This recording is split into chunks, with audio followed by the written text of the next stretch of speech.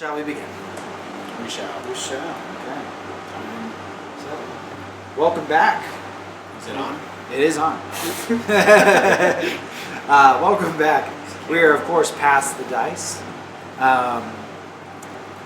Playing a Daggerheart adventure of our own.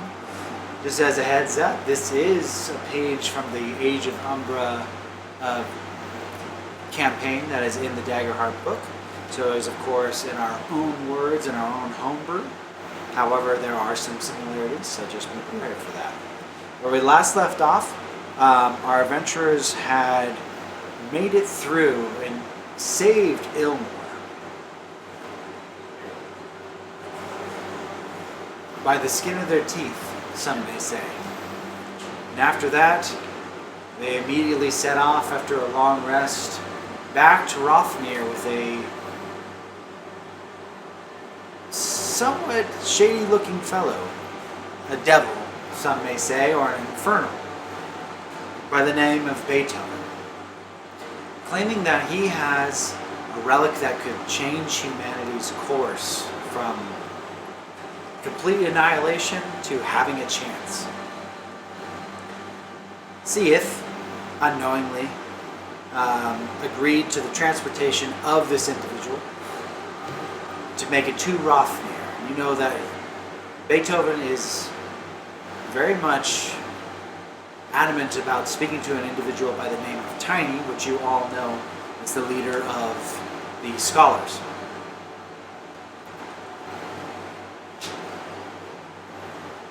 Through a very dangerous carriage ride and the fall of one of your companions, Colt, you made it through with half a team. Got into one of the safe caverns that Couriers are known for. Waited till the storm to have passed as this strange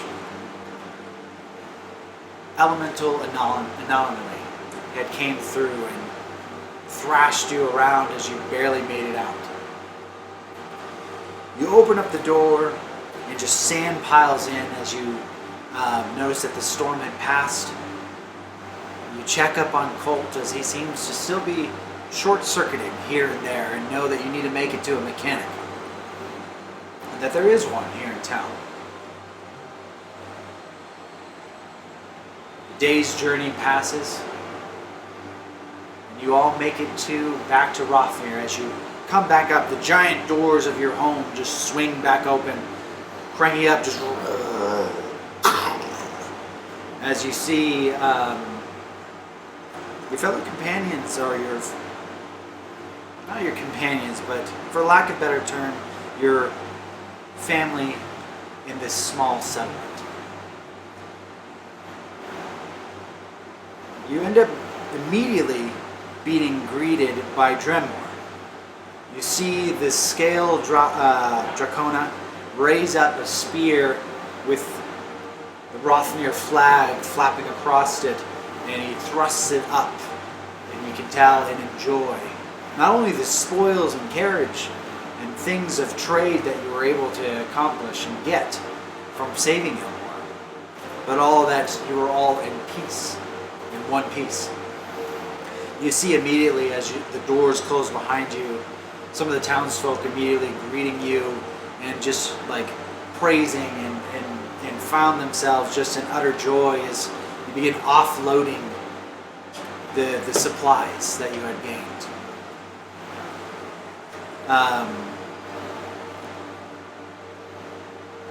As you unload and give all the supplies to the townsfolk, the last item, so to speak, in there, you see Colt just laying lifeless, staring up underneath the actual canopy of the wagon itself. The horse, Bethany, is feeling pretty good and not as stressed as she could have been during that time. She seems very happy to be behind closed doors, and even animals understand the protection of the sacred flame. And there's a sense of ease that washes over you. Seeing the sacred flame, For those that are awake, you gain a hope.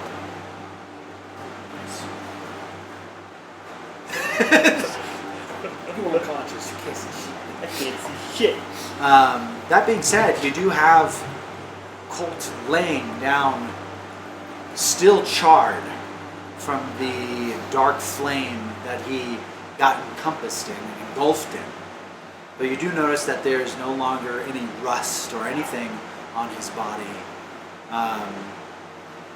What are you all doing as you make it into town? I think first point of order is getting Colt back up in functioning order.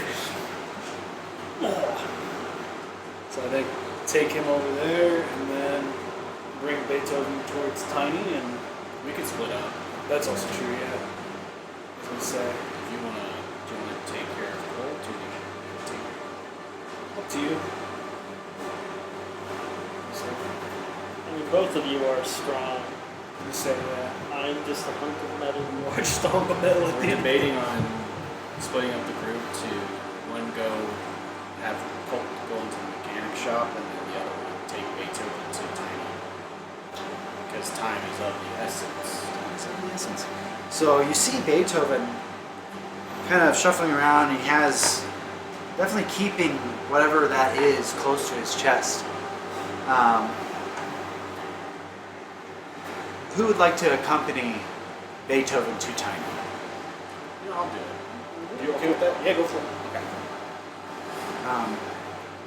And you notice that currently right now Wart, Ilya, and Seath went to their respected,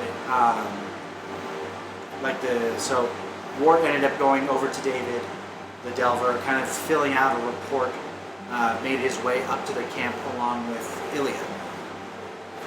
Seath went to go seek out Tyr and kind of give a report to him. So, okay, let's go ahead and go. So, I would like just to kind of determine who would like to go first in this manner. Since you two are awake and alive, I want you both to roll your hope and fear dice. This is not a gaining or anything of that nature. But the higher of the two will kind of just go first. Okay. I got 10. I got 8. Okay. So, Hawthorne, you end up gathering your stuff and pull up with Dremor, Colt. And the two of you end up making your way towards the mechanic here in town, named I was going to use a different name for some reason. I don't know why I was going to say that name. You're going to go up and see Benny. As you and Dremor end up kind of gathering up Colt and just kind of throwing him over your shoulder, you can feel the weight and, interestingly enough, the heat coming off of his frame.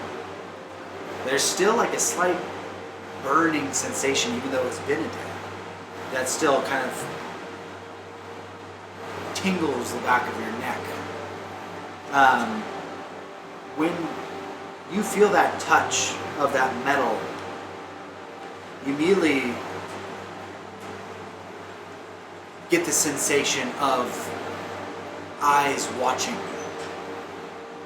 And there's a flash of that mask, that golden mask, as you feel that sensation in the back of your neck.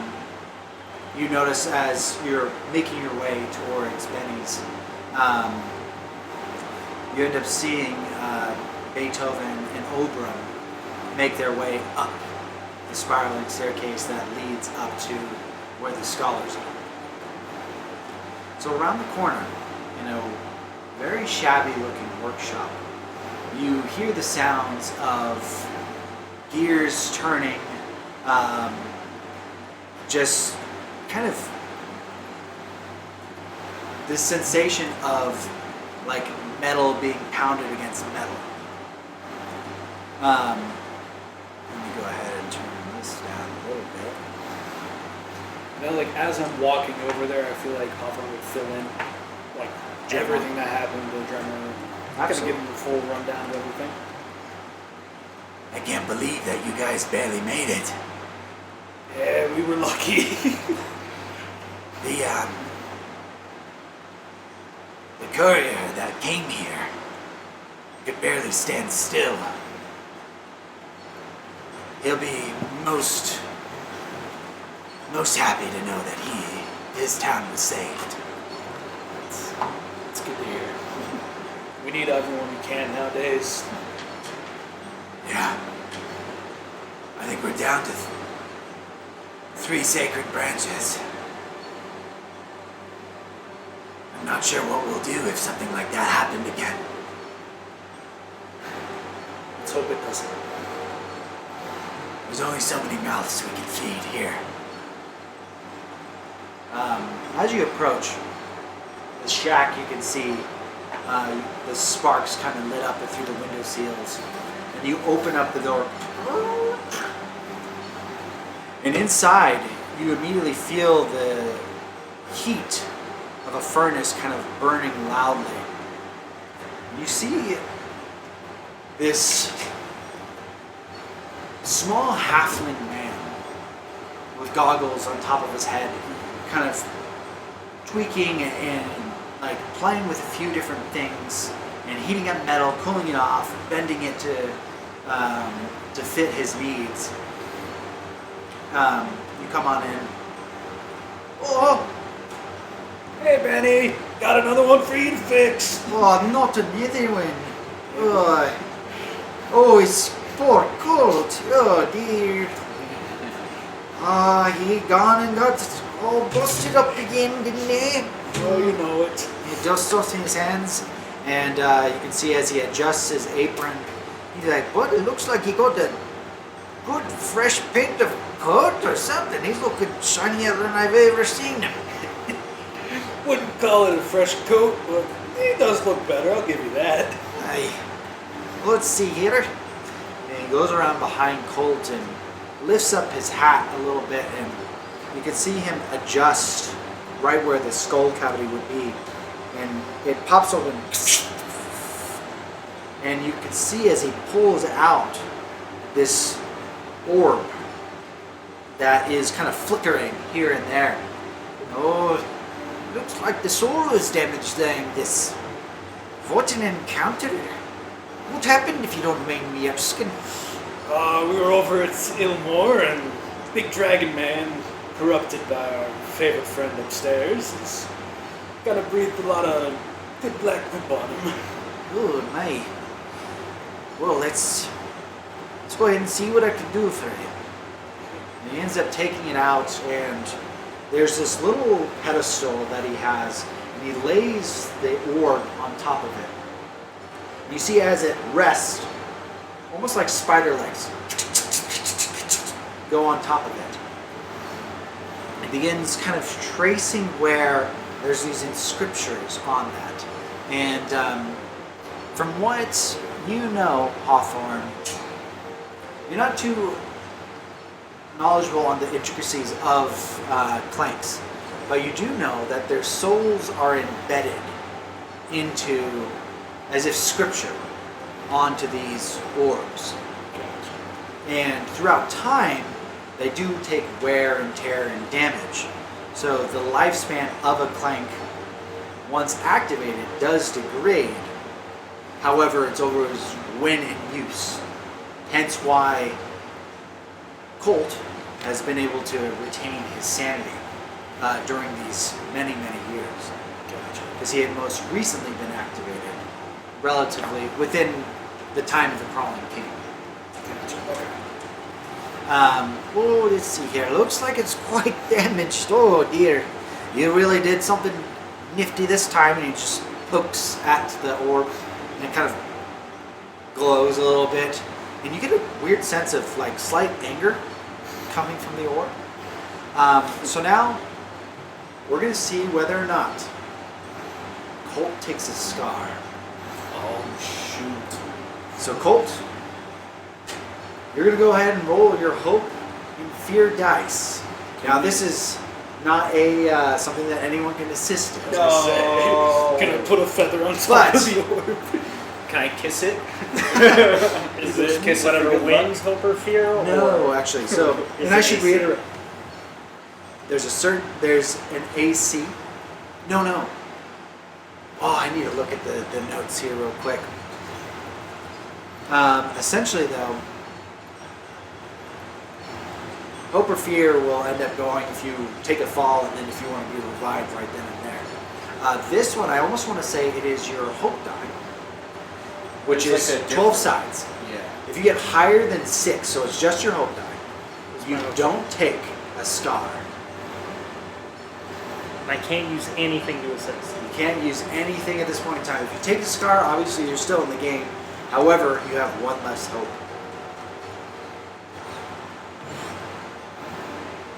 8. 8. Oh, man. So, Thanks. there we go. You get to keep your hope.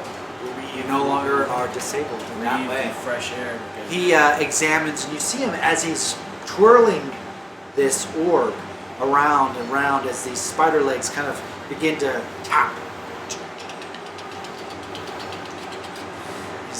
And you sort of, as he's continuously working on it, you notice that the glow begins to, instead of flicker, become solid.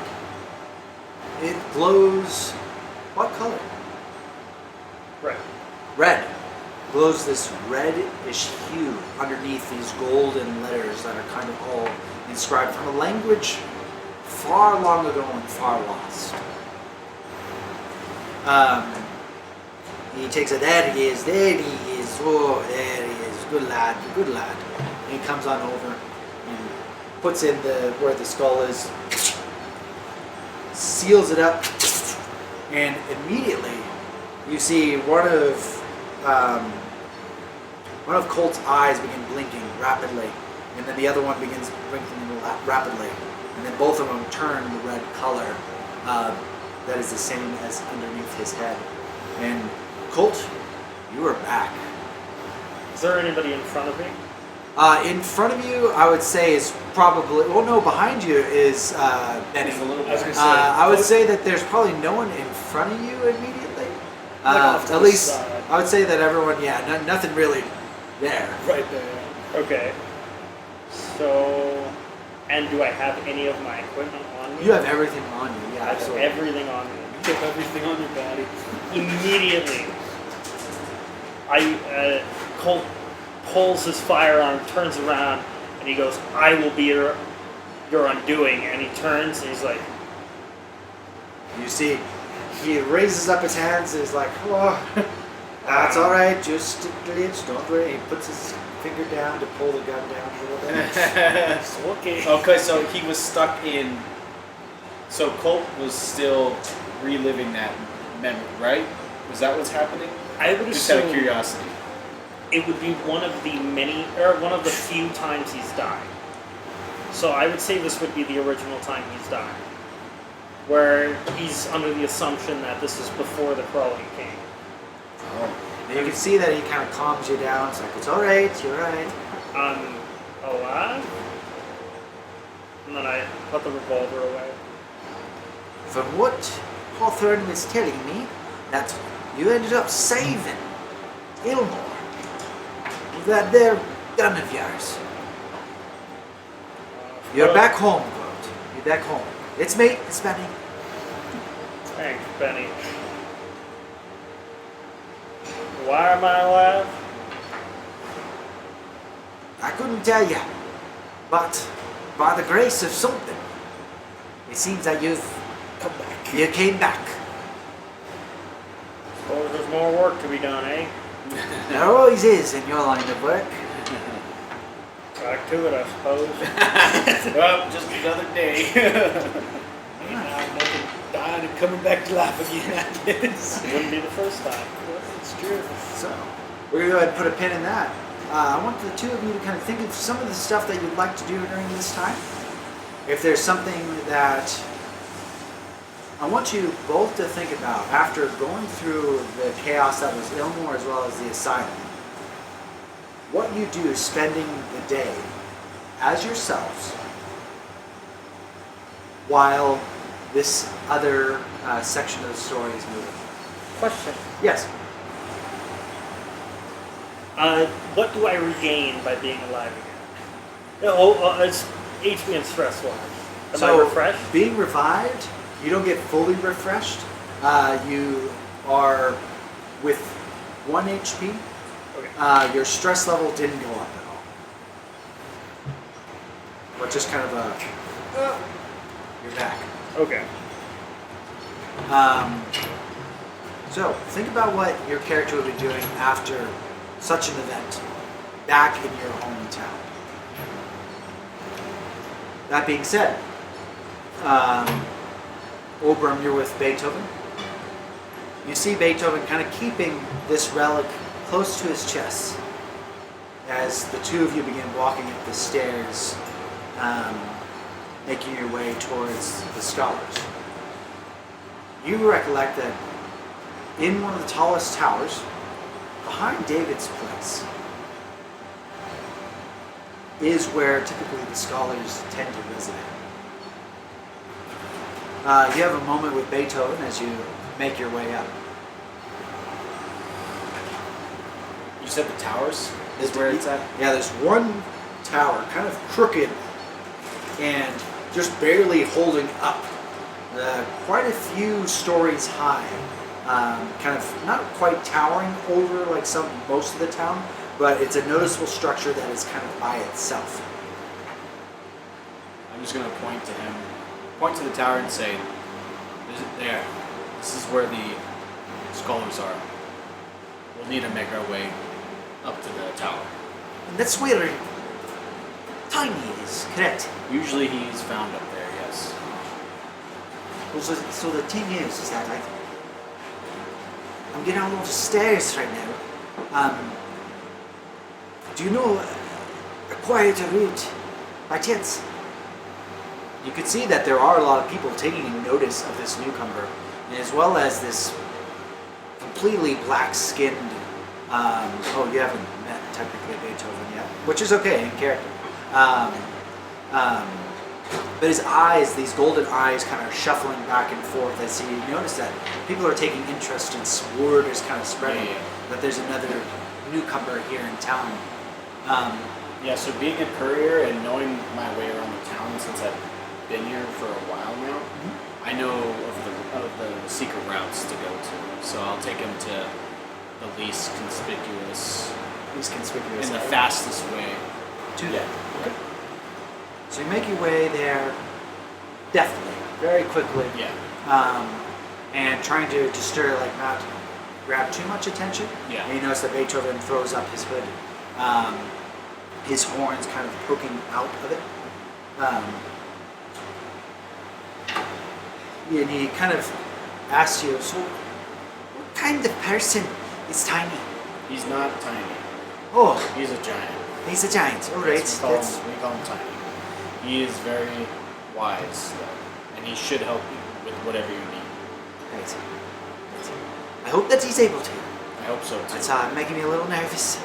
But you continue on. Yeah. And as you make it to the spiraling staircase that leads up to the tower, you notice that these people adorned in kind of tannish rags and this red tapestry that kind of goes across the front of their chests, symbolizing the scholar symbol, which is just, like, for lack of better terms, a graduation hat with the symbol of Rothir on top of it. And it's kind of like they're all adorned in that way. And you see some of them, a large orc, Umbra. What brings you in here? Hey, I'm looking for Tiny. Tiny? Well, I heard that he's upstairs. All right. You got a traveler with you? Yeah. He needs to speak with Tiny, so. Make way up. Yeah.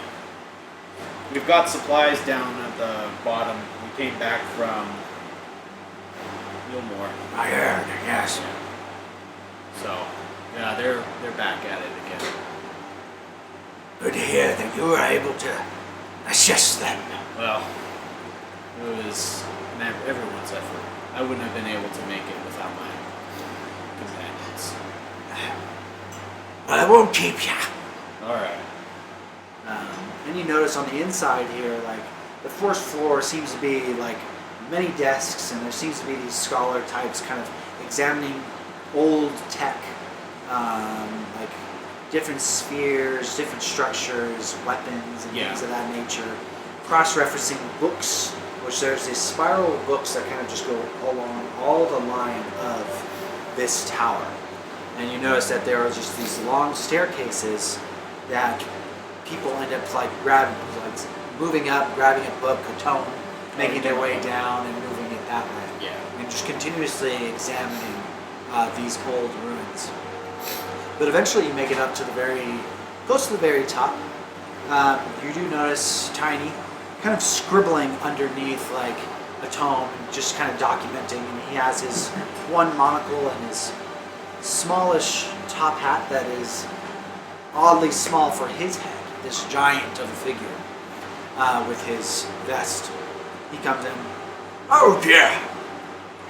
Over in your back, I heard that you had survived and Ilmore's saved. Tell me, did they bring any relics or anything with them? And who's your friend? Speaking of relics, this gentleman needs to speak with you. And you see Beethoven next to you give almost a bow that seemed very refined, which is odd for this day and age. Yeah. He kind of throws I kind out of know. one arm Yeah. and gives a quick and sharp bow. Does Orin notice that? I would say that he notices that, yes. Okay, because he's never seen that bow before. Tiny, I heard of your great knowledge on relics of sorts. I'm curious if you've ever seen something such as this. And he walks up and takes a few steps forward. And you see as Tiny adjusts himself, and you see some of the other scholars that are in the general area loom on over. And he takes out of his cloak this sphere. And you can see as he's in this room, oddly enough, the sphere itself begins to kind of activate and move. Almost like the rings of Saturn as it pivots and contorts. If the rings of Saturn were made out of old meteorite material, as they swirl around this relic. What in God's name is that? This thing here very well might be humanities' last salvation. Now, during my research, he pulls up a chair in front of Tiny. He sets it down. This thing is able to create its own radiance, its own sacred flame, if you will, or without the use of a branch of Eve. I believe full-heartedly, if I'm able to complete, and he ends up folding out this map, which Orin you've seen, but this is the first time that Tiny has gazed upon it. I'll hold it out. So as it's A like it's very yeah. intricate map of not only the Underdark of where you are and where there's different settlements, but also ways up to the surface.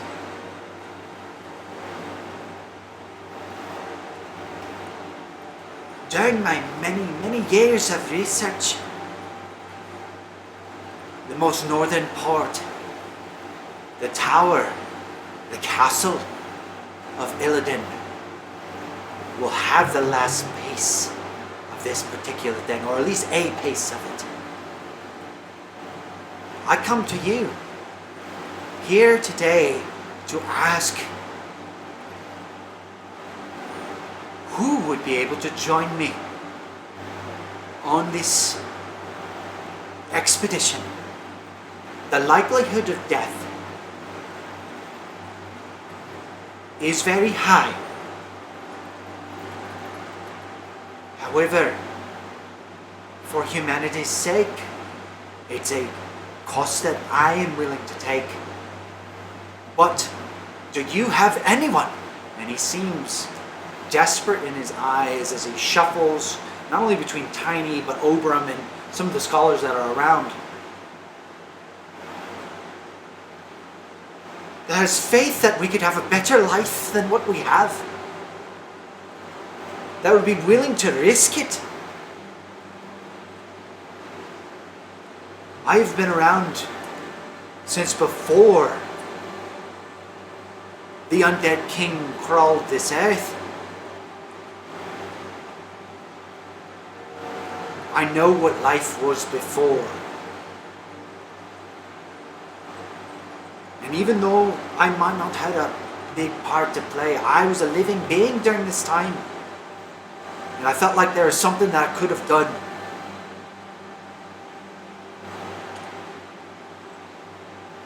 You see Tiny just kind of taken back as his eyes just bouncing between the Relic and Beethoven. Around since before the crawling king was alive. Hard to imagine. But I can see here. And he sees it. And he begins like almost taking it apart. These are many pieces of this relic.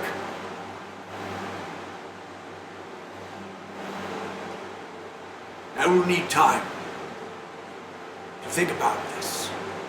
Would you be so inclined if I were to examine the relic further? Do not worry. And you see Beethoven get a little rigid and move a little closer. It is safe here. Trust me when I say that there is no one more fond of humanity than I. And I give Beethoven the nod, like, yeah, he's telling the truth. I have a gathering of minds here with the authorities here in town, of who we might be able to spare, but I cannot guarantee anything infernal.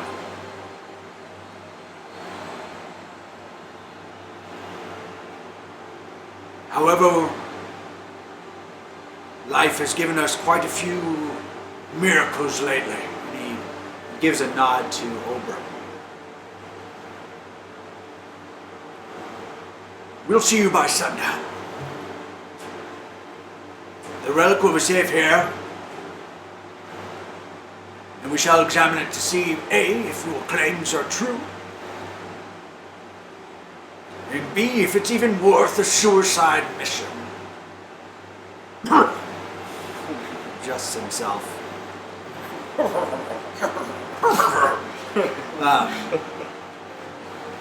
Orin, if you'll see your way out with the young, maybe old traveler. Beethoven gives once again a very rigid bow. And you can see as he turns and begins walking out, his frame, his body is very rigid at this point in time. He's very reluctant, you can tell, just from body language, to even part with the relic. But the two of you make your way down. During this time, what was something that, Hawthorne, you did as you came back to town? I think kind of her typical routine, go around, take care of the children if she can find any out and about. But after a while, her mind just kind of keeps replaying back to the night, like when she saw the golden masks, and she just keeps seeing that over and over again. Eventually, she kind of just takes off and she goes over and flies next to where the sacred flame is. And perches up on a rooftop and just kind of stares, just trying to see if she can see any flicker of that in the flame, which I realistically don't think she would. I think she's just kind of, she's playing it back in her mind, trying to figure out what happened. Just over and over. Over and over. What happened was a miracle is what happened to save that town. And I think something may have triggered that. That's fair. Yeah. And as you're looking, like, perched up, Near. looking at the flame, you cannot help but think back to just how close this entity, this crawling king's essence had almost gotten to. Almost had completely engulfed that town and wiped up everyone entirely from it.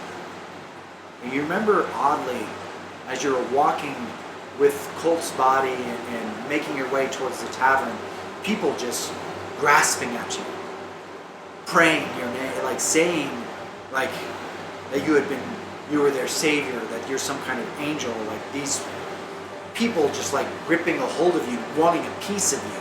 This sense of overwhelming gratitude, but also suffocating of they just needed a piece, that you were the symbol of hope to many during that time. And I think when she's like playing that back in her mind, she remembers the goblin kid that she gave the feather to, and she plucks one of her own feathers and she just kind of turning it over in her hands and like running it between her fingers and just feeling it.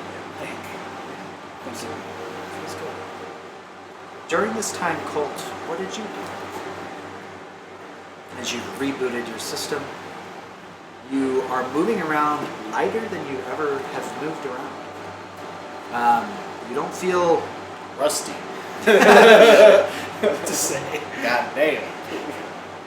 oddly though. During the impact, I will say this: you remember as you grip a hold of your hat, it's still intact. The leather cloak that you have is still intact. You have a flash, a memory of a time long before when you were scouting. And you ended up with a few other hunters in the forest long ago, slaying down a drake that had came into your village by surprise, by some unknown threat from the ground up. And you and this hunting party were able to take it out and skin it. And you remember, as you tan the hide and creating it, this hat and this cloak, you remember the smile of that elven woman that you can't quite remember the name of or the face of. You see her smile as she puts a little feather into it, which no longer is there, but handing you the finished product. You grab a hold of your hat and put it back on, as it's been able to withstand the flames in time. What are you doing during this time? During this time, inspired by the black flame that has corroded me, I have decided to try and fix up the broken revolver of my first kill. And I tinker on it, thinking back to a time that was more complicated yet similar. Or simpler. As I tinker away to try and revive this old relic from days past. Go ahead and mark a single completion point on that relic.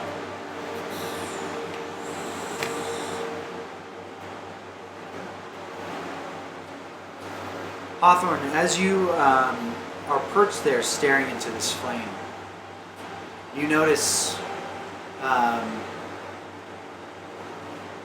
the cloaked figure, Beethoven, kind of coming out with his arms crossed, like just rigid. And once he gets down to the base of the scholar headquarters, he kind of is just pacing back and forth, and you see Orin kind of walk on up to him, and they seem to be talking about something.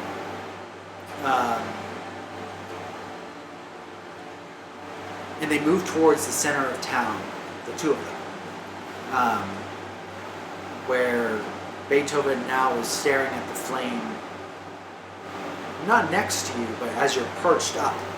He doesn't seem to notice you at all, and Oberon just kind of followed suit. And Oberon did notice, as it's a regular reoccurrence of you, to kind of just be perched up. I'll give you a wave. I look down and kind of just nod and shake my head and just. It's good. Good. Colt, as you begin to kind of play with the revolver, it's not quite snapping into position.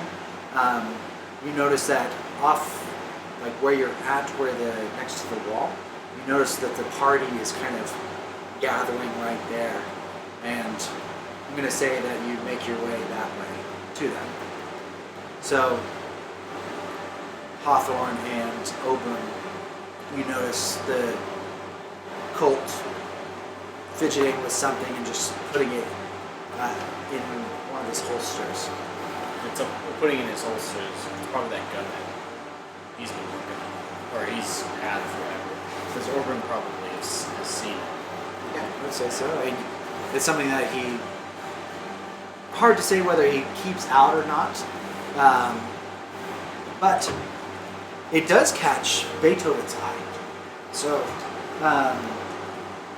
Beethoven, as he's kind of pacing back and forth and not really paying any mind to the two of you, he does immediately see the broken gun.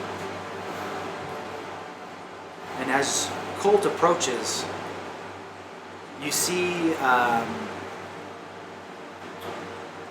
Beethoven kind of sit down crouched, like finding like a twig and throwing it into the flame. He looks over at Colt. Oh, now that's quite a thing from the past. As am I. Oh, it's good to see you moving around. I thought you died. So did I. Colt, this is Beethoven. You see him kind of get up, and you're greeted with a midnight skinned, blacker than black, infernal. So, a tiefling of sort.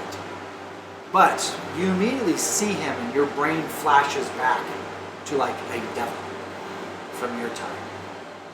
Interesting. He looks at you with golden eyes, black shaggy hair, and two horns coming out of the side of his head, going pointing backwards. Beethoven, and he holds out his hand.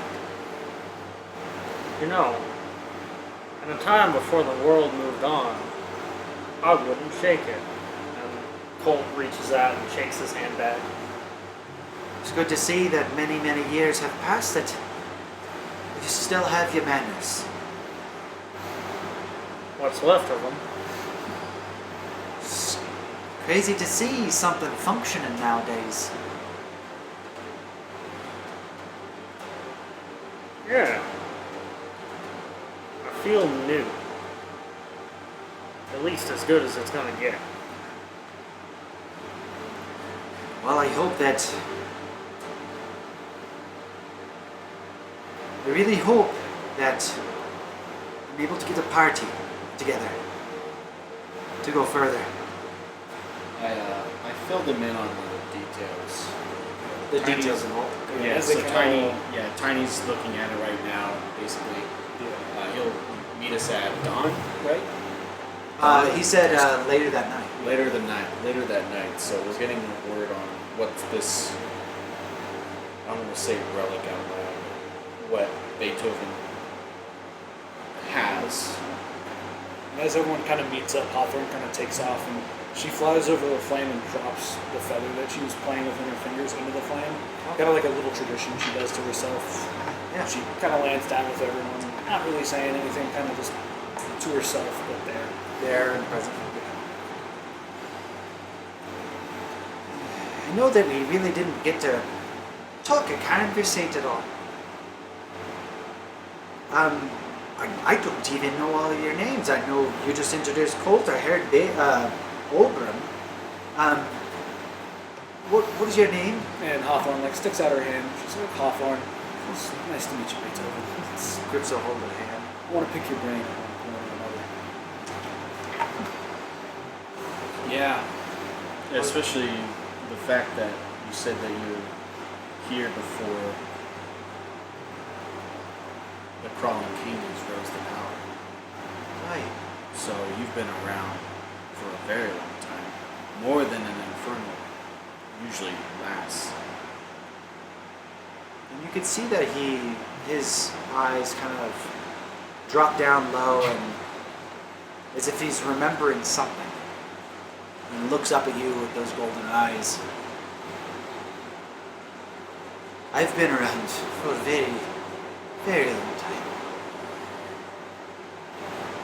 Which is why I feel the need to fix things. The way that they are now is... I've never seen life so desolate. Even in times before the Crowning King, before the Calamities.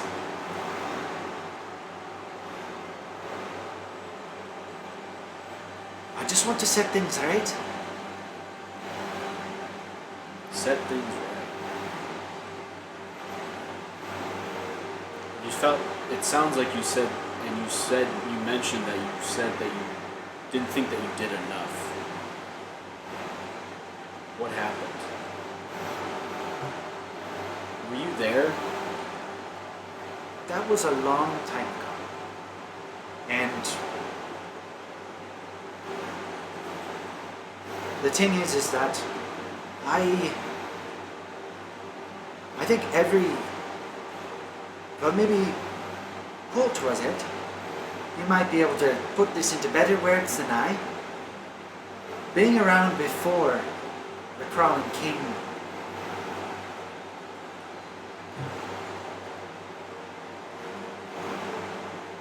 do you feel like there was any part of you that could have prevented it? In all my years, in the time before the world moved on,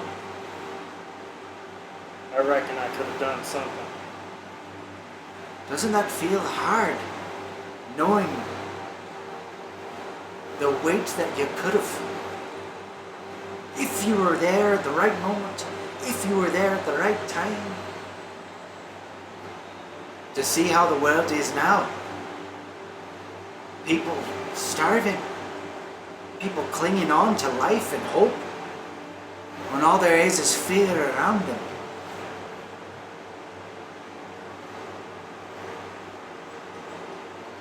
Colt looks down at the sack that carries an eye and doesn't say anything in response. And he looks down and kind of knowingly has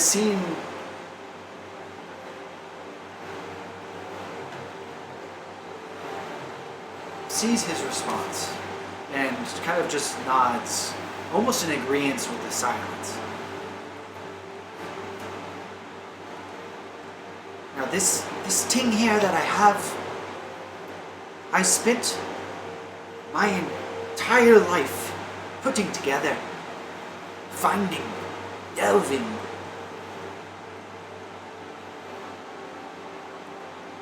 meeting people along the way and them dying. Getting friends and then perishing.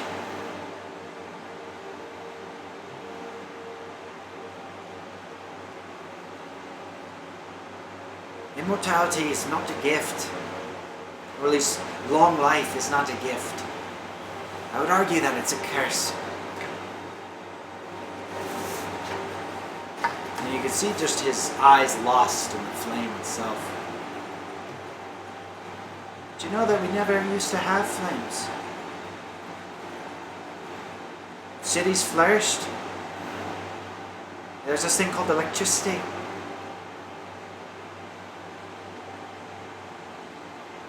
There wasn't an essence always looming.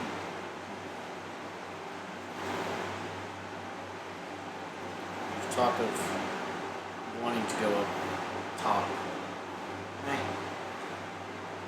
All I've ever heard from stories is that it's a myth.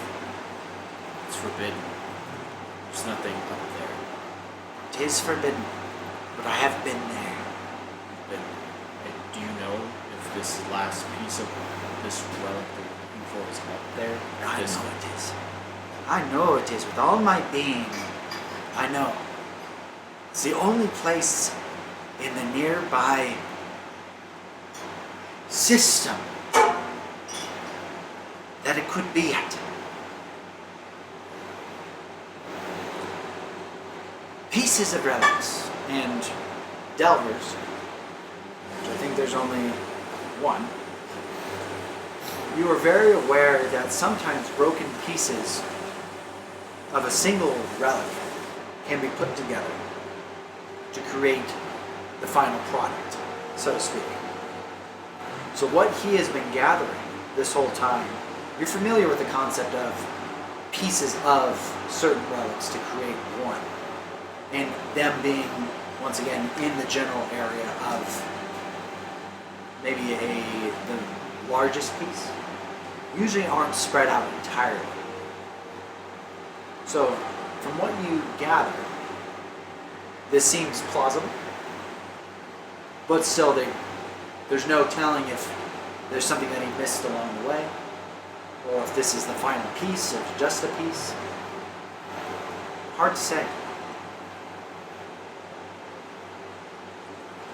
I think Hawthorne kind of steps up.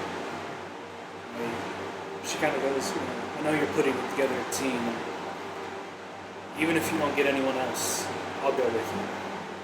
And she kind of hangs her head a little bit. She almost feels like a responsibility to help.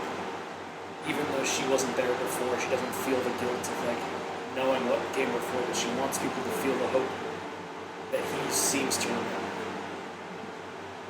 He looks at you and his eyes brighten. You really would? Even if it's just one, I'll take it. Hawthorne, was it? And he grabs a hold of your hand and shakes it.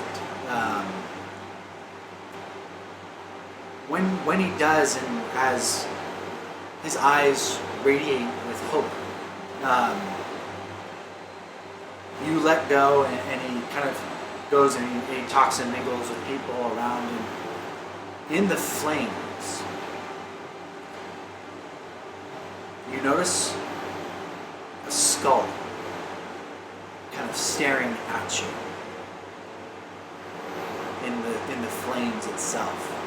And you blink and it's not there anymore. But the skull was large, and it kind of reminded you slightly of the Crawling King.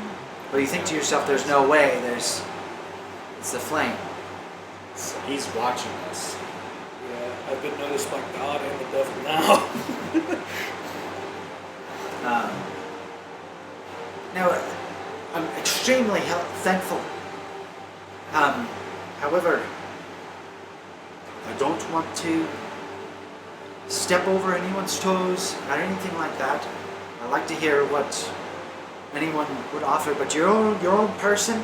So I greatly appreciate you being open to be able to come with me. And you see, he gets a little excited. He rolls out the map, a very detailed map.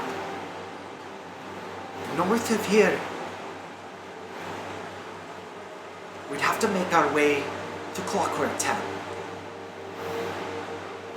And through Clockwork Town will be the fastest way up through the cave systems to be able to go to the secret passage underneath the castle of Illan.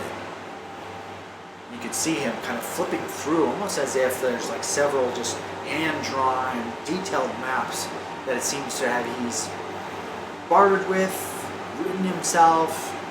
You're not entirely sure, but It's just like a culmination. and almost obsessive as he's showing this.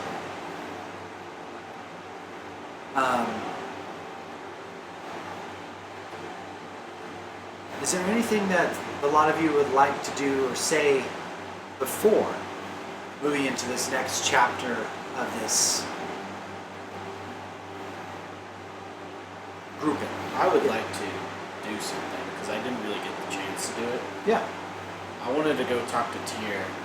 Basically, Orbin's conflicted right now. He's not sure if he should help this stranger on just he said, she said. Yeah. Where he knows where he's needed is to help the people in the now. In the now. You know what I'm saying? Like, Yeah. the people, you know, they need any help they can get. So Orbin's just kind of conflicted on if should he put his trust in a stranger that he just met, or should he like help the people of his settlement. Yeah. So, I'll say that you end up making your way, part ways from the group, kind of lost in your own thoughts. Hawthorne and Colt like give a nod of like, okay, as you make your way. And you notice that the doors, as you're moving towards the doors open, and you notice that Delver's group 5 had returned. So you see a group of adventurers, a tall, slender elven woman, a dragona, like a halfling, another clank, kind of making their way into town, battered and bruised, but all alive and well, and they make their way towards one of the pubs that are in town. do I see them? You notice them as you're heading up the stairs. Do they notice like me? I give them like a wave. Give a wave. They kind of give a quick wave, and you see people of the surrounding towns, like the wife of one of them kind of goes up and gives them a really big hug. You notice that a lot of them just pretty battered, but they're holding up like almost in victory, like this. We did it. Like we did it, but there's like a spear tip that I would say a Delver recognizes as technology from the past. As this spear tip kind of is being raised, and Nice. people are cheering, and like this might be the key or whatnot. Everyone, Yeah. every time a Delver kind of returns home with something, Yeah. is always exciting. Yeah. And as you're making your way up the stairs and veering over to the right where there is some of the farmland that is cultivated there, you know some of the scholars making their way over to the pub as word has already gotten away because of it being such a small town. But dashing their way over to reclaim the relic and take it. Orbin's just afraid. He doesn't want his settlement to get destroyed like his. Yeah. He does not want that to happen. Yeah. So he's like really torn right now. Yeah. You make your way over to see Tyr. He's not out gardening like he was prior to. You can see that he actually has kind of a group of younger kids along with him, and he is striking very similarly to like Illan on a physical dummy. So you see him going like elbow, strike, uppercut, and kicking with his fawn legs. And the children are observing, and they're kind of trying to mimic as he takes a step away. And you notice that Group 1 had returned, and they're speaking with him at the moment. You do notice, though, that Group 1, the ribbit Dorothy is no longer there. And you can see that one of the elven, like it looks like kind of like a half elf. We've known him as Kirith. He's sobbing and like wrapped around Tyr. You can tell that they have lost someone, which isn't uncommon, but at the same time, every time that someone is lost, Yeah. it is a hit. Especially the Couriers, where they feel entitled to humanity's bloodline. But you walk on up and you see Kirith like notice you and give a nod, and the group 1 ended up kind of making their way kind of down the steps. I give them like a little hug and stuff because they're family. And you hear him like whimper under his breath. We couldn't save him. That he was so small.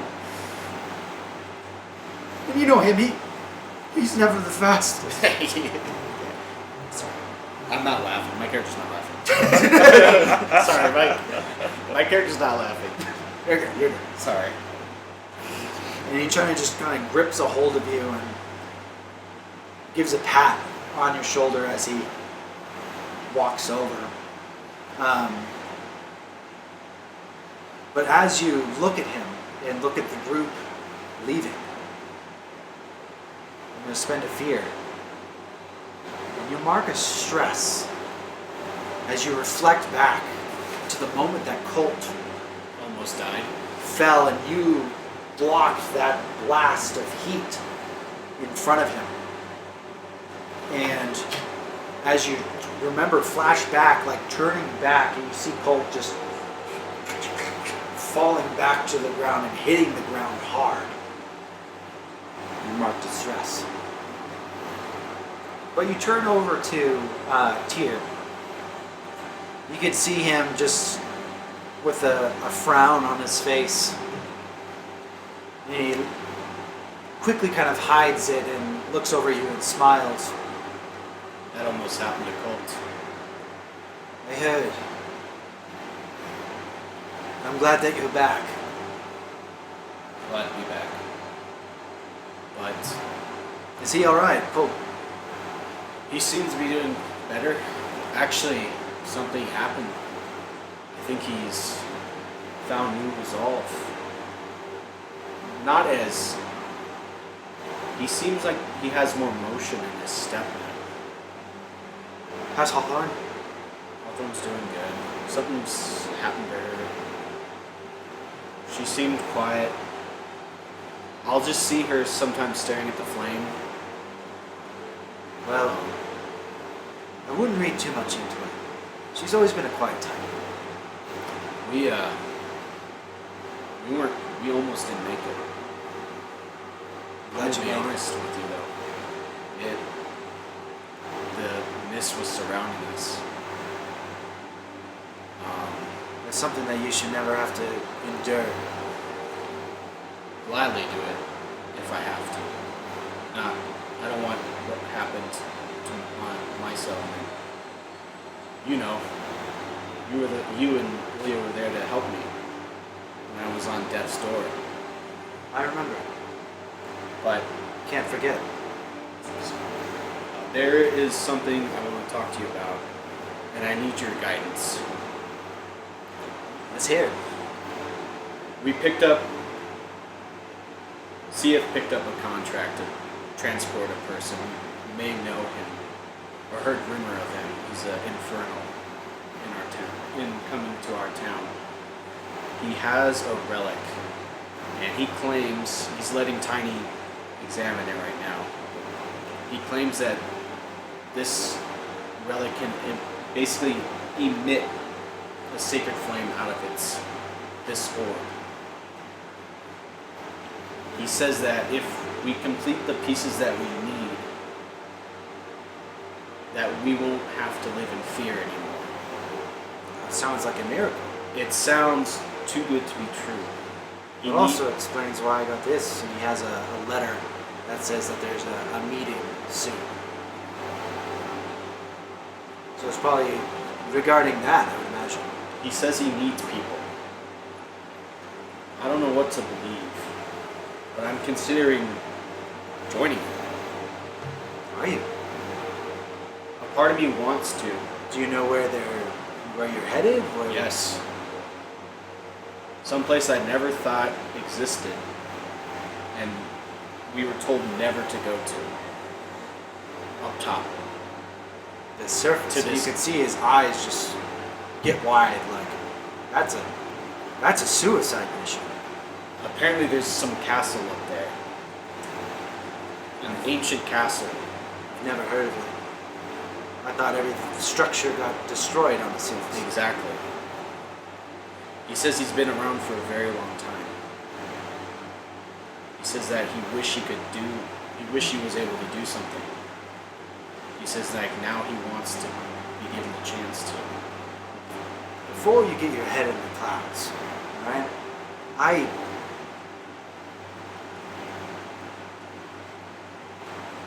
I'm gonna go discuss this with Tiny and David. It's just so rare to think that there might be hope. Because we haven't had hope in a long time. He looks at you, kind of with intense eyes as his gaze fluctuates from you to the flame that is protecting the city.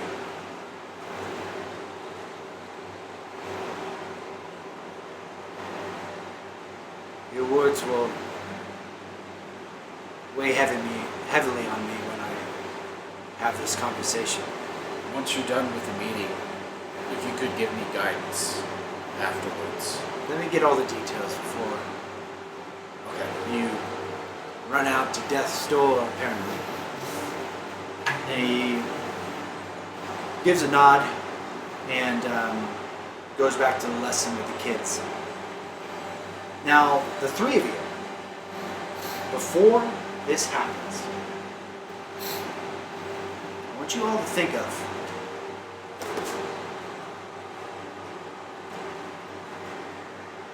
two things. One of the things being, are you willing to potentially risk it all for the hope of being able to give humanity hope and maybe eradicate the need of these branches of Eden in the sacred flame? And two, you all return back to your homesteads before or after the meeting or during.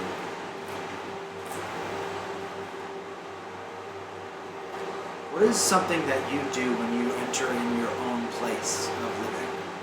And I'll start with Colt as you make your way back up to the watchtower where you have your little camp. Colt removes the eye from the little marble sack and just stares at it, thinking about times before and thinking of the guilt that washes over him when he realizes the wrong that he's done in the life before, the cities that he's burned and the people he's gunned down. Having given a second chance, and a third, and now a fourth chance at life, he thinks to himself that maybe this time he can put something back into it. Hawthorne. I think she kind of goes over and she has a little like secret drawer underneath her desk that she kind of pulls out. It's got a little journal in it. She flips it open and each page is bookmarked with one of her feathers. And each of them has a date and time of either someone she saved or someone she lost. And she goes in and she writes about the goblin girl, Colt almost dying, and just sits back and reflects and thinks that maybe I'm here for a reason and maybe I can do something good for once. And not for once, but the hope, the small amount of hope I can give to these people, maybe I can finally give them enough hope. Because I think kind of my envisioning for like how when she got her wings and all that is that she only believed in hope at the time.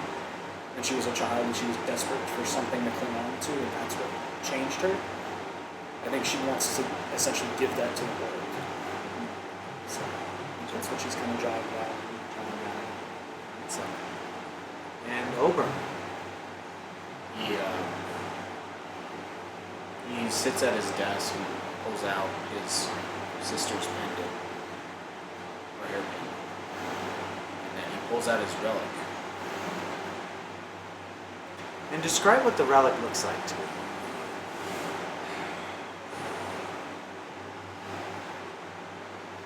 I would say it's a purple, like, kind of like, say like a pitcher, like a small purple pitcher, deep purple. Deep pitcher, perfect. Yeah, deep purple pitcher. Like that can usually like for pouring water and stuff. For pouring water. Okay. Let me take a look at that. Just looking at it, just remembering his past.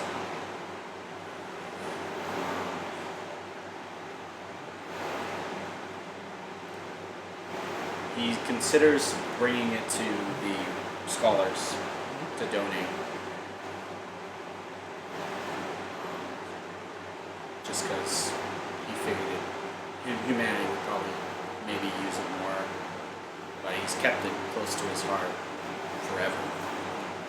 It's almost like a relic from the past, but B, a symbol of a time before Rothir, back during your delving days, prior to you going into it being a courier. You never quite understood how it functioned. So I guess he's just going to tinker with it. Tinker with it? Maybe. Okay. Go ahead and roll. First roll of the night, oddly enough.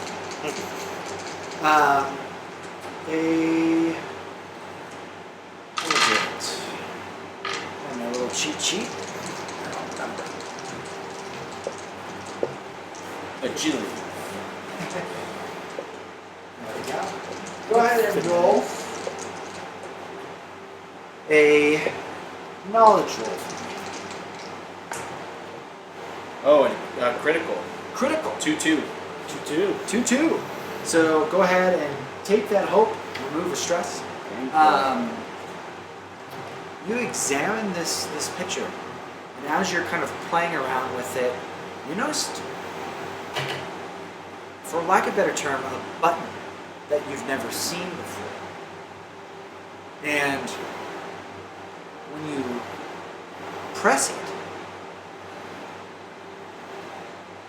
something amazing happens that you never could have thought.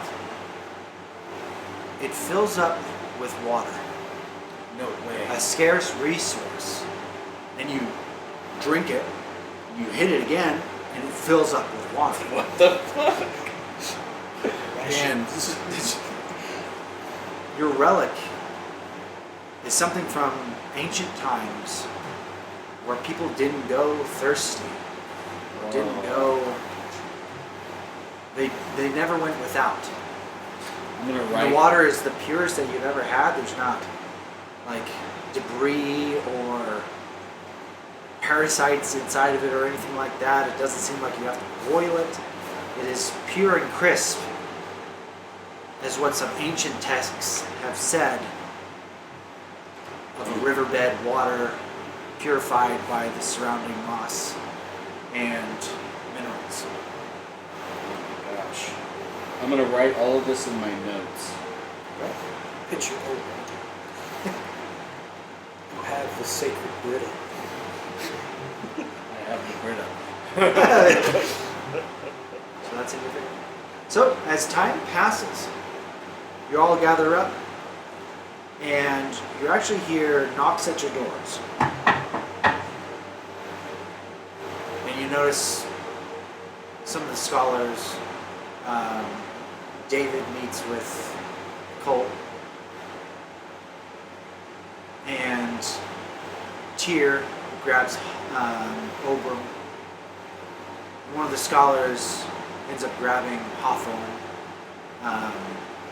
Just as your little encampment is very close to where the scholar temple is. You all are being summoned into David's tent.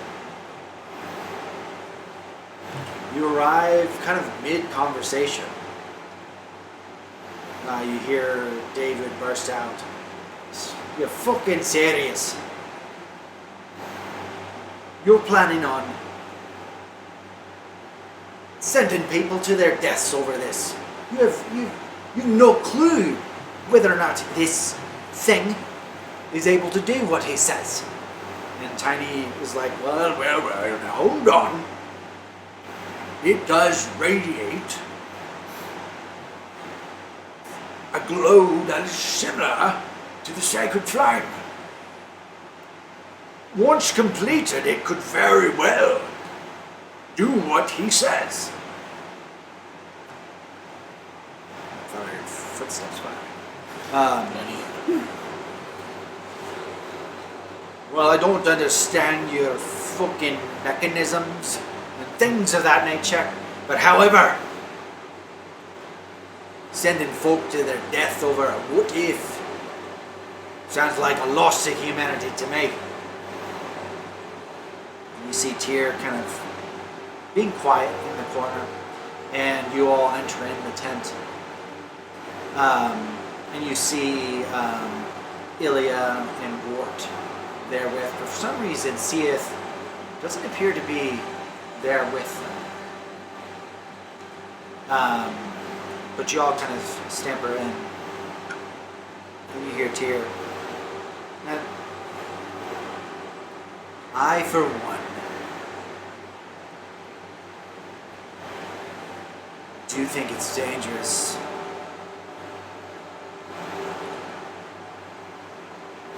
It's high risk, high reward. Oh, Orin Hawthorne, welcome in. He notices as well to you. And you see Wart just scribbling notes, kind of like hopping behind David as David's throwing his arms around as he does. But he's just quickly inscribing kind of what's being transpired and what's talking. And you see Beethoven just kind of pacing back and forth. Inside or outside? Inside. And he says, well, I'm not forcing anyone to come with me. By no means. I know the dangers. I know what is what could possibly happen in any way, shape, or form. And I understand the risks, but I think that the risks outweigh the reward outweighs the risks. The thing is that we're all going to rot and die eventually. Things that happened at Ilmore, things that happen in Luna, somehow he's creeping in. These branches are just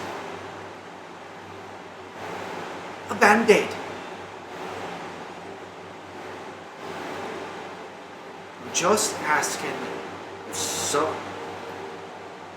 if you put your feelers out and see if people would want to join, they can. If they won't, I'm going by myself.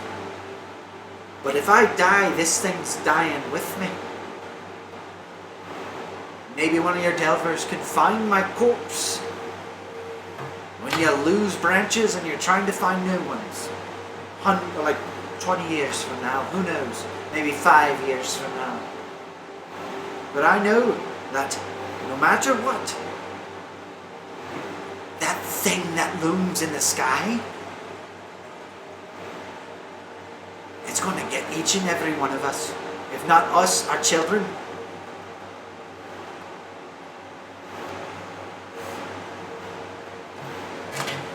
And you see the room go quiet.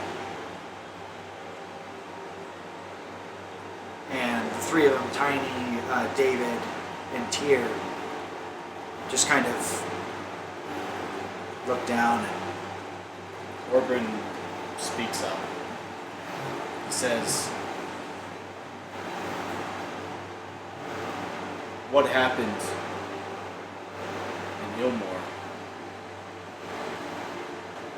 We can't let it happen again. I saw people dying, undead dragging them down into the water as we were trying to make it to the town.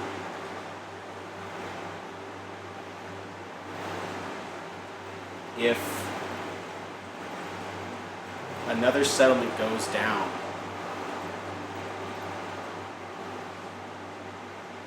there is a possibility that maybe we won't be able to save them. We only have 3 more branches.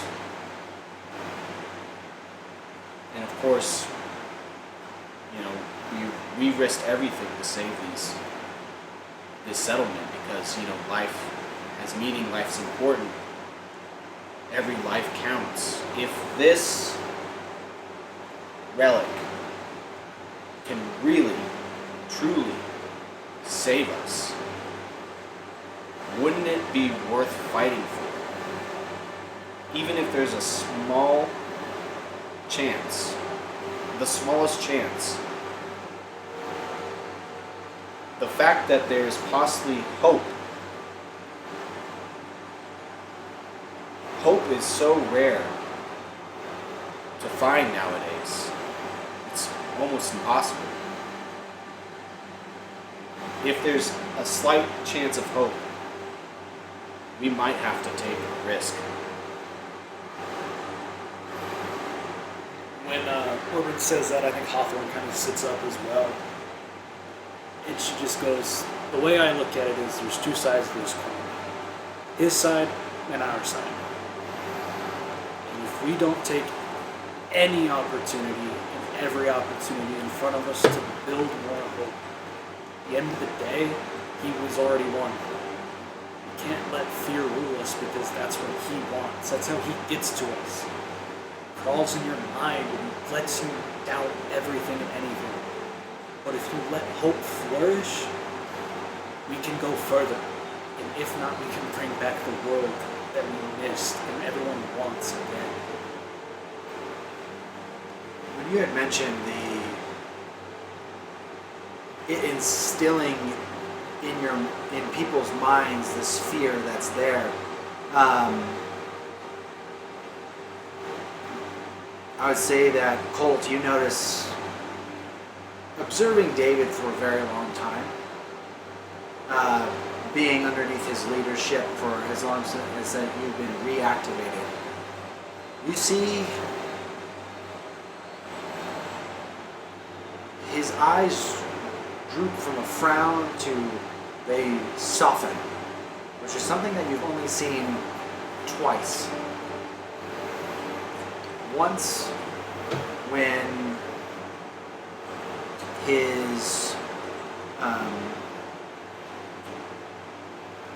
one of his companions, a ribbit by the name of Dorothy, when she sacrificed herself to get you and him out of a giant maze that you were delving into. In these ancient ruins that were elven in make. She did a quick incantation that force pushed you way out of the way as she was engulfed from this giant stone-like creature that had no face and was sucked up into the void, into this hole that encompassed this creature's face. And as you were pushed out and the ruins collapsed, and he screamed out her name, was the last time that you saw his face soften as he hears Hawthorne's words. The thought of hope and what that means to potentially the human race, or humanity.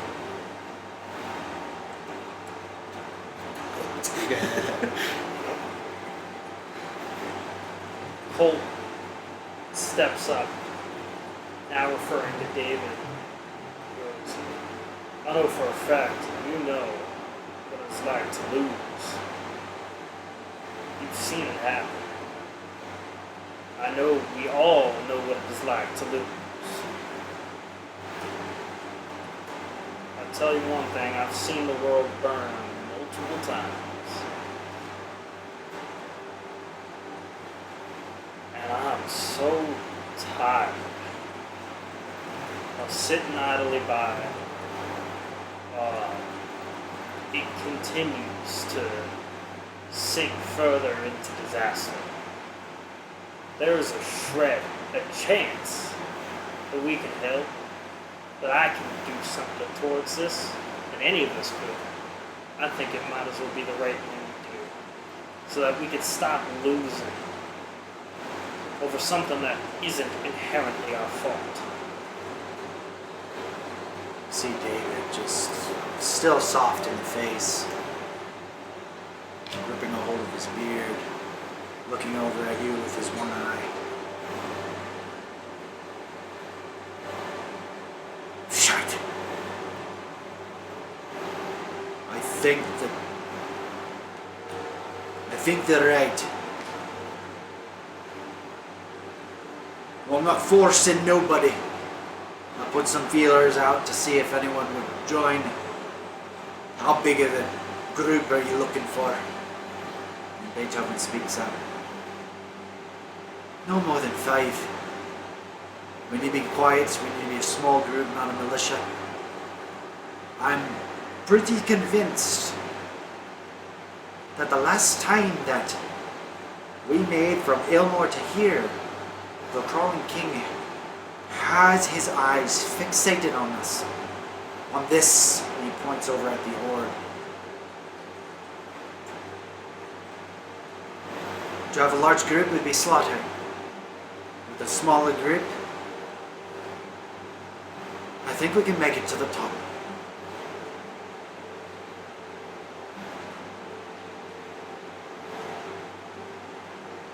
Tyr turns over to the rest of you.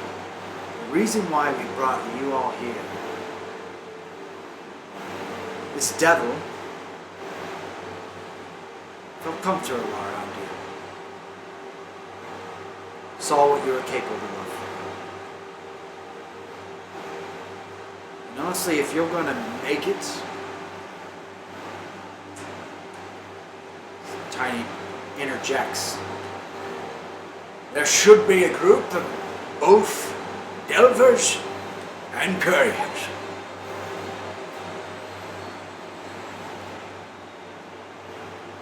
You're the first that we'd ask. But bear no mind. There's not a requirement, and it may very well be suicide. We recommend marking down at certain areas of your path so that if you do die, then you're not able to be lit aflame, that we can find your body and burn it with the sacred fire so you don't come back as an undead.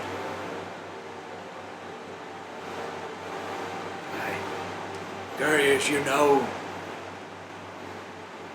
in general, the pathways and things of this nature, but you be going to ancient ruins that lead through Crocktown, as his map says. You're going further than no one ever has been.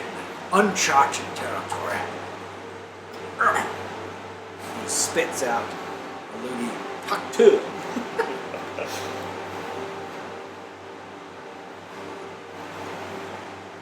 Think hard. Every ruin, there's a guardian. And Colt, you think back to the guardian that you saw that engulfed a past party member of yours. These things are relics of the past in their own, twisted by the Crawling King's essence. Left there as generals or guardians to prevent you going further We've had many delvers that have been able to fall them, but our losses almost always outweighed the award.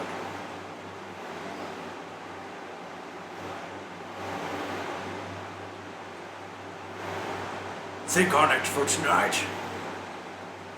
He looks at each and every one of you. If you are to meet at the sacred flame, ready to go, you'll be provided provisions, of course. Some from the excursion that you got from Ilmore. But have your decision overnight.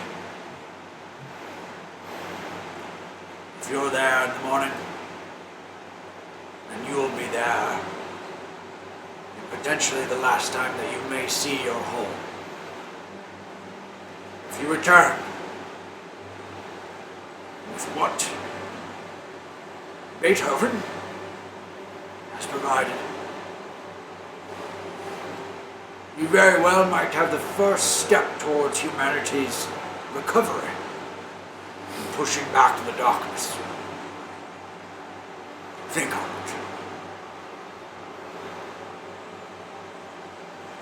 You all give a nod. In return, yes. Before I leave, I wanted to talk to Tiny. Sure. Absolutely. So, I'll say that everyone's still kind of there. They're kind of gathering their things. Meeting's over, but everyone's there. Yeah, our meeting's over, but everyone's there. Orin. Tiny, in case I don't make it back, I have a gift for the settlement. What gift do you have, son? There was a relic from my settlement. I was told to keep it safe, sacred. It was the last thing of my past, aside from my sister's memory. It's very hard to let go, but this, I found out, could help. What is it? I pull out this purple, what's it called? Like a, not a vase. Vase, jar, flask. Pitcher. I was tinkering with this. I have notes for it, but it seems like whenever I click this mechanism and I click it, It fills up. it fills up with water. Smart. God. He looks at it. Take a drink. Takes a drink. It's the purest thing I've ever tasted. It's better than that piss water Dormic has. What?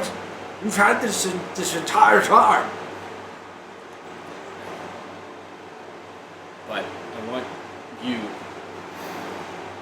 and everyone to have it. Just think of it as a going away present, just in case. Could not have asked for a better going away present. You just solved countless things that we could use this for. Crops, food, drink. We can fill it up with a reservoir. Norman! You see this little halfling kind of pop around the corner next to a gallopot or turtle. They both kind of come on out and he's like, look! And he pours it out and throws it on.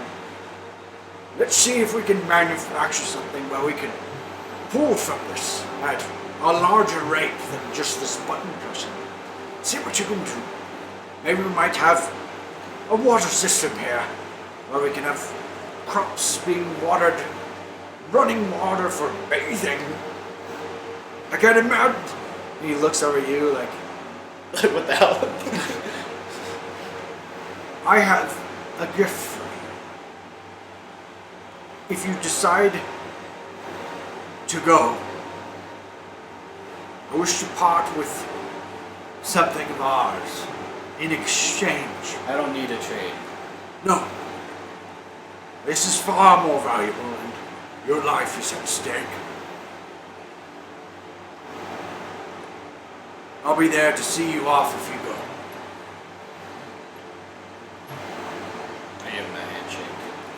grips a hold of you. And you just kind of are able to hold on to like two of his fingers as you give him a quick little shake. Alright. Is there anything that you all wanted to do before bedtime? I'd also like to hear what your thoughts are on potentially restoring humanity. Like an inner monologue, Yeah. but a very brief one if possible. Real quick, side note, 10 ingots to the Gappa. It was for Matthew's side quest. He was supposed to do that, but can we just say that we... You can say that it's probably why Seath wasn't there Okay. at that time. Maybe making a few trades, handshaking, doing a few things. Okay, that just Seath making was sure. doing. I wrote it down.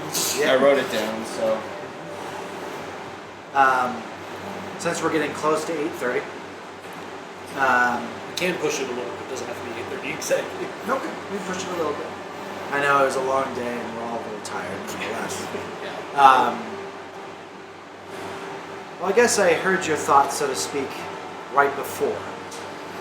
But I want you all to take a long rest. Thank That being said, you can select the two things that you'd like to fully restore or repair. It's entirely up to you. HP armor. HP and armor for Umbra? Absolutely. HP, and I want to work on the gun. You want to work on the gun? Okay, Yes. fully healed your HP. Work on the gun. As you're kind of putting this together, you notice that it's snapping the position as you've been able to tweak that, and the actual hammer of the gun itself is lining up. It feels just about ready to maybe test fire. You polish the gun up. You see the elven inscriptions of a long since past written onto the sides. The barrel is bent. You think that maybe one more day, if you're able to straighten that out, do a couple test runs, test fires, you might have something of a relic of your own working alongside your true and your tied and true. And Hawthorne, what were the two? I think she's gonna repair all her armor and work on a project. Working on a project. I was gonna say, like, I just want to leave because this meeting was just for the higher ups of Rothir, correct? Correct. It wasn't like a public meeting or anything like that. It wasn't, no, and you guys were invited due to Beethoven's Request. I think she's gonna make like a care package detailing what their mission was, like puts like a feather, kind of scribbles like crude drawings of everyone in there, makes like a little package of like what they wanted to do, why they're no longer there, kind of like a little memorial essentially, in case they don't come back, Yeah. and leave it up on where she used to perch and watch the fight. Okay. Kind of like a nugget of hope that she left behind that maybe someone will discover. I'd say that you do that, and as you're looking at the flame, you feel heat in your heart. I want you to take 2 hope. Night takes you. The ever slumber of darkness behind your eyelids. Yeah, because we didn't even rest. After that, I think we headed back. Yeah, we like stopped in the cave and just immediately. We didn't after we defeated the city, we went back, like straight back. It's like the first day of It's history. truly darkest. You each are greeted with a dream. And try and be relatively quick with it. Even though trying to keep it around 8:30. Each one oddly involving the being called Beethoven.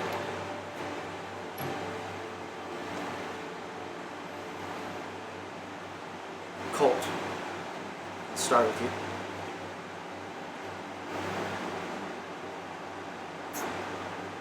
The flashback of the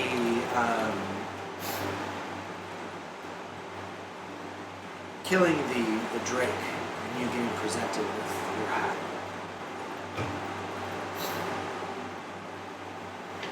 Feels like a memory. At the same time, it feels so far removed from where you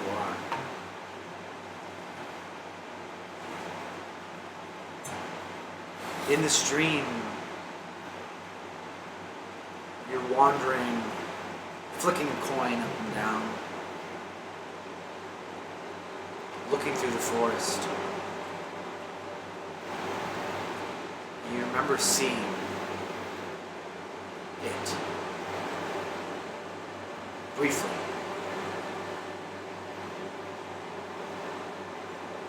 You see off into the distance this massive black-scaled dragon looming over this giant castle. You hear in the back your right ear that woman's voice, Illan, as she whispers into you. You see this dragon come on down and just lay scorched in flame and just, even though it's so far away, with your elven eyesight, it's almost as if you all of a sudden were where you are and then see this dragon tearing apart this castle. And your vision zooms out. You see the dragon coming down and destroying this castle. You see different towns. You see grass. You see these scars scorched into the earth. You see this massive, giant skeletal hand coming out from one of the cracks of the earth, slamming down, pushing debris and things of that nature, and immediately decaying everything that it touches.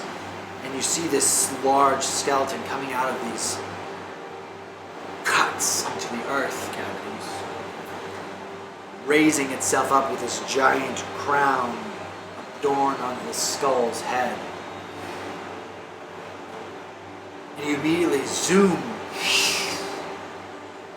into the city where everything is being lit aflame.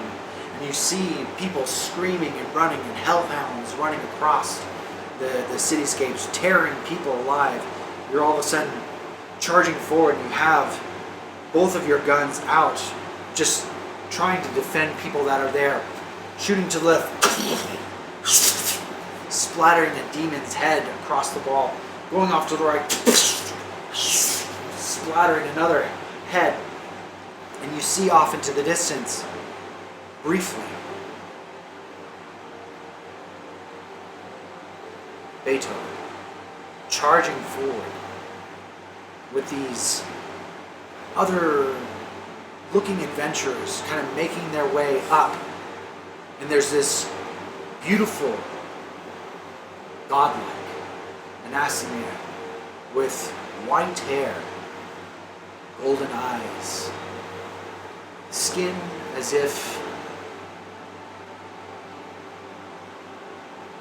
a shade of purple that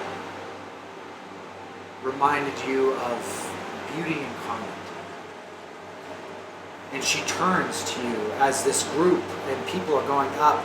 And you do notice Beethoven, and there's a devil's tail following from behind, but indistinguishably, you know you've seen. And this woman turns to you and smiles and does an incantation where this large wall of flame kind of bursts out in front of her. And you see just these undead hordes trying to make it through and just burning to it. And she's holding it still, but they make it through. And you're kind of gasp out. You almost feel like you know this person. And you charge towards her. Bullets out. And the undead horde just topples and devours her. And you see just briefly this large skeleton head turn and gaze at you as it wraps its giant body over this castle. And you wake up. Damn, bro. I felt that through core. Hawthorne.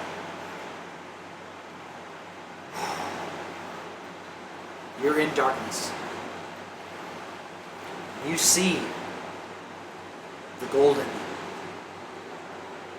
mask staring at you again. It's almost as if it's right where you left off, where you're just screaming at it.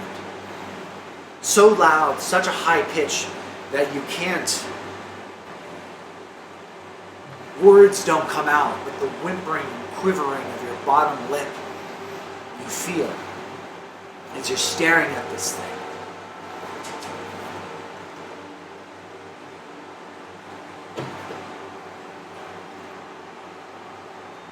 You notice in its eyes where the eye sockets would be in this mask. As you yell and give off nature's fury, everything in your being of like, why, who, what. You notice that in its, where its tear ducts would be, blood drips from it. What do you ask it this time?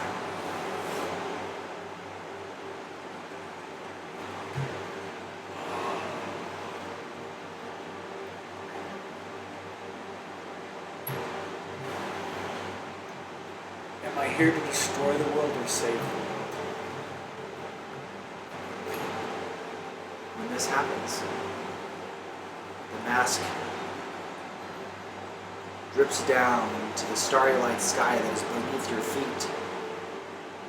It melts into the water itself, where a golden color encompasses you.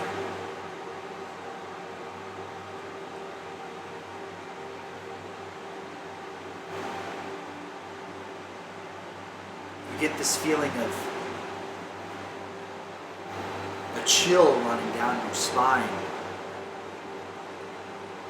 And it forces you to look up. And you notice in this ethereal, dark abyss,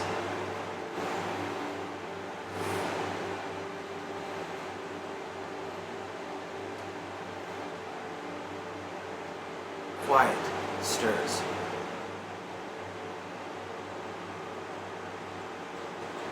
You hear the sound, briefly, of children laughing. And you turn her back around and you see the little goblin girl, and she's holding up the feather that you gave her. And her face melts. And all of a sudden you just see her rapidly decay in front of you. And all that's left is a skull and bones just holding this piece of hope. And she crumbles before you. And when she crumbles, your vision goes down as if you're trying to grasp at what little dust is left. And when you do, you fall down. And when you're falling from the sky. You're getting hotter and hotter and hotter and hotter and hotter. And you notice that your wings catch a flame and you're coming down. You look down and you see the surface down below you. You're falling and free falling. One of your wings just emits flame and breaks off, and your second one breaks off. And you're free falling down into the sky, twirling and falling. And down below you see as if you are a comet landing on Earth's surface. Burning down, you feel as you're getting further and further down, as you're getting closer and closer to the surface, your skin begins to peel off and burn, and your hair igniting and then burning off until you yourself are almost a skeletal figure as you land. And you see before you, as you look up, scorched and burning from what's left, Beethoven, looking like a devil, giving up, and you recognize this, a branch over to a woman with red hair and cold eyes. And he just is swaying back and forth as he gives this branch over. She smiles with glee and steps into the void. Immediately, you're taken back, and you see Beethoven charging forward at full sprint, coming up these stairs in this castle that is being lit up by this dragon. You see him, you see this woman once again, you see him yelling and screaming at her, and these adventurers coming and charging and slashing and beginning to take combat towards this woman. And you see her blasting magical spells left and right, and she has this branch and it seems to be emitting this unholy light. And you think to yourself, that's Branch of Eve. What is this darkness that is emitting from it? And you see Beethoven trying to scramble, trying to grab, and he can't seem to take it away from her. And the sky itself in this kind of corridor gets ripped open, and there's this giant skeletal figure looming in and taking this branch. And when it does, the lights go out. And you're back in this area where this golden mask is looking at you. And you see one of the branches of Eve and a pyre that is barely lit.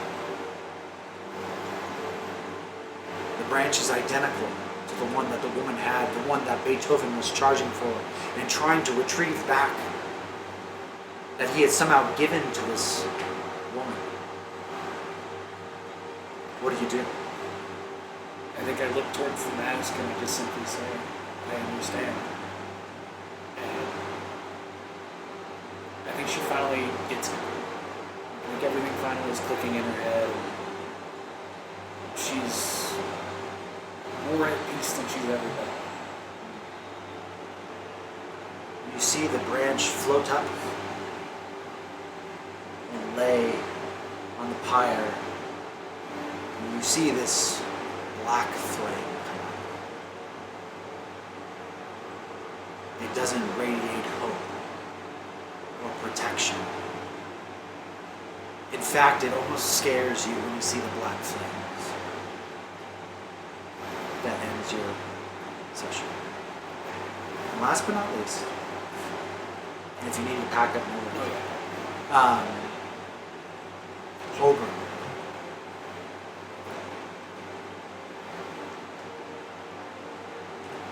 You are wandering in a field that you've never seen before.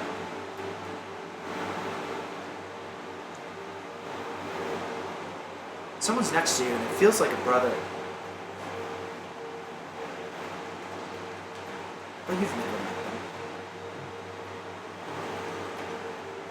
them. Talking, laughing. You see a half-orc, similar in structure to you.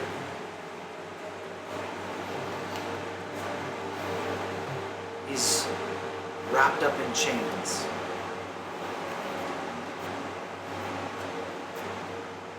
But he's laughing. You're walking beside him.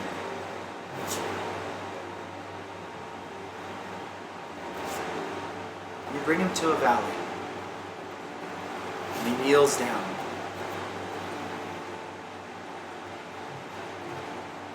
He looks up at you with a smile and tears in his eyes.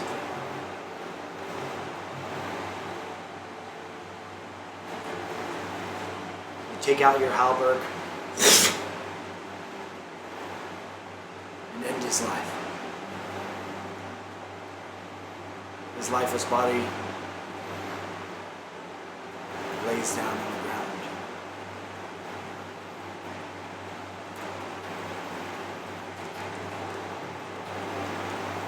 You see Beethoven.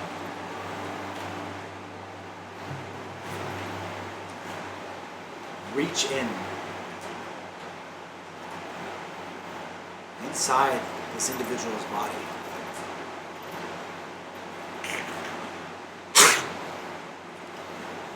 And pulls out the spine, which he looks at. You see a branch of Eve. He looks at it, looks at you, and in a dazed look, begins to kind of wander, swaying left to right, and making his way. Immediately, the body that was there